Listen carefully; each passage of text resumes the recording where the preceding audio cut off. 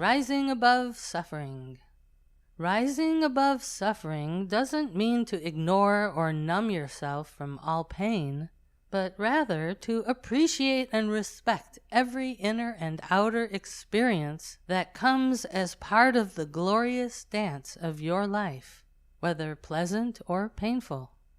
With a spiritual approach, when you're experiencing one pain or another, you feel the suffering, sadness, unhappiness, or other emotions that arise. However, at the same time, you're remembering spirit. You're remembering beneficial guidance. You're remembering that a new door will open to let in the sunlight of happiness once again.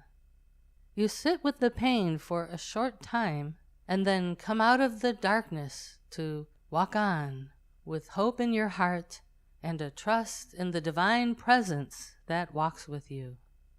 Walk on with hope in your heart and a trust in the divine presence that walks with you.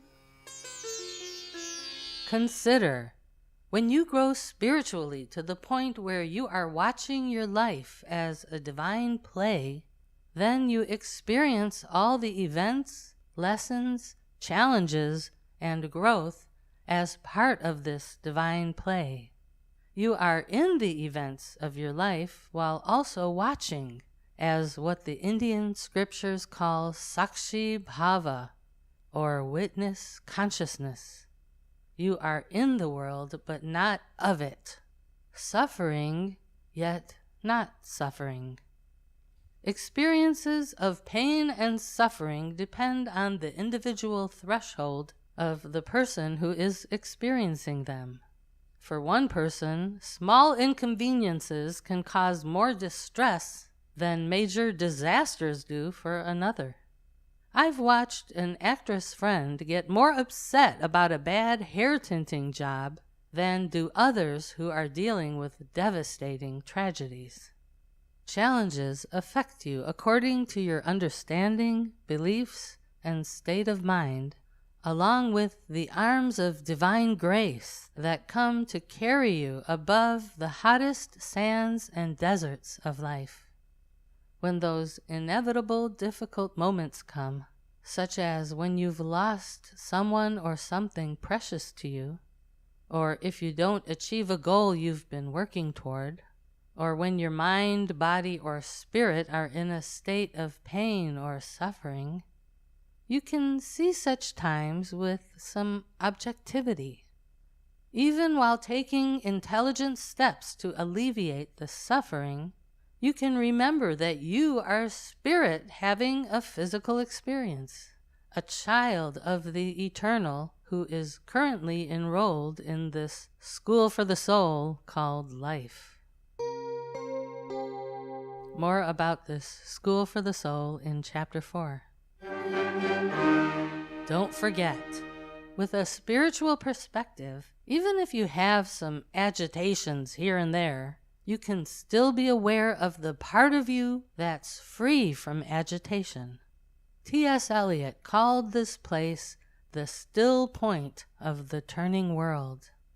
It's the eye of the storm, the peaceful inner cave of your heart that remains positive and gentle, even in the midst of a full and eventful life. From that positive, peaceful place, you know that after every storm comes a chance to awaken into a new golden sky, with colorful rainbows that will delight your heart, nourish your soul, and rouse your spirit. Something to talk about. A new priest came to town, and during his first confessional, an elderly woman came to confess her sins. "Father, I have sinned. 53 years ago, I committed adultery." The woman went on to describe various details about the event. The priest was moved to hear that after so much time, this woman was finally confessing her sin. He gave her some penance to do and left the church feeling buoyant and cheerful. After all, his purpose in joining the priesthood was to relieve people of their burdens and sins. The next week, the same elderly woman came for confession. Once again, she confessed the same adultery sin from so many years ago. The priest wondered whether her advanced age had made her forget that she had already confessed the same sin a week earlier. Or maybe she was feeling so guilty about her adulterous affair that she felt a need to confess it again.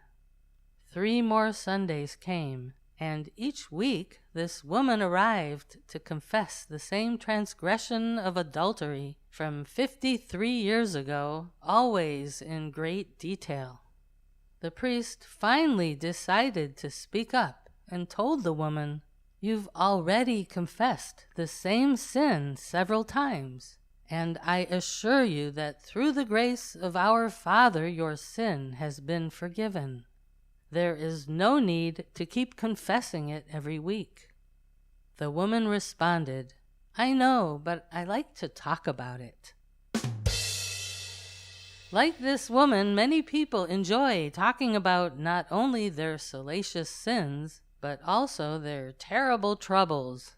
Some people practically become tabloid shows about themselves, sharing every detail of each dramatic challenge over and over with various friends. Chidananda said, "The more you move toward the goal, all sorrow will cease. Even if there is sorrow, you will become impervious to it. It will not touch you. There will be an inner strength created within you where even sorrow will not have a meaning for you. You will smile even at misfortune and suffering."